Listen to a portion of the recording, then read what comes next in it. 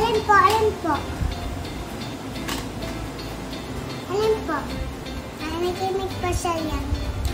Nakikinig siya. Habol na, habol-habol na, habol-habol.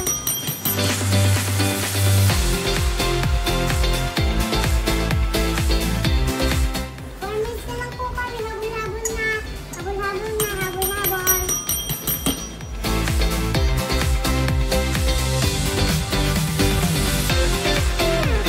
Nasa CR po ako, naririnig ko siya may kinakausap. Basket trick? Sige pa. 4 minutes na lang po kami, habol-habol na. Habol-habol na, habol-habol. Ano ginagawa mo? Nagla-live ka na?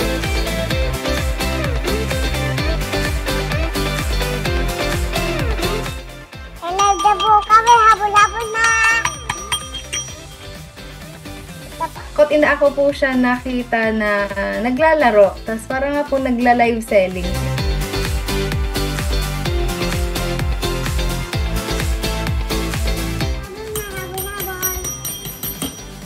Ano ginagawa mo?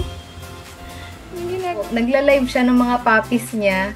Tapos, yung pinakang screen niya is yung kanyang LCD na writing tablet. And then, meron din siya nung bell. After po no, lagi niya na pong nagpa-play pretend na siya na nagla-live selling.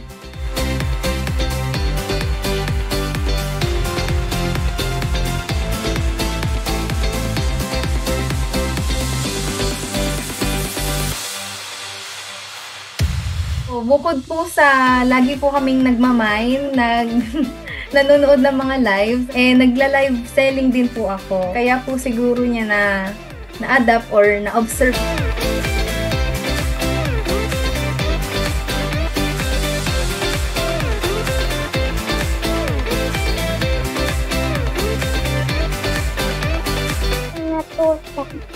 Kumain po. Kuchit-kuchit na habol-habol na po.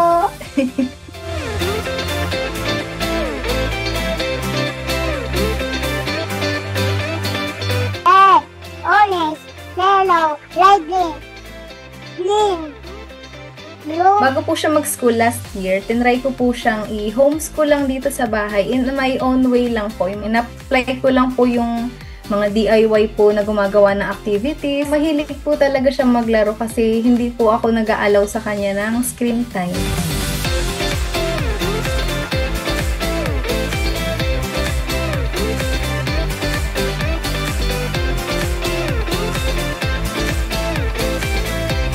I-allow lang po nila silang maglaro, mag-explore, maging creative, para lumawak yung imagination po nila. Madali talaga po silang mag-observe. Kaya para sa ating mga parents po talaga, mag-serve tayo as role model po talaga kasi tayo yung tinitingnan nila, tayo yung ginagaya.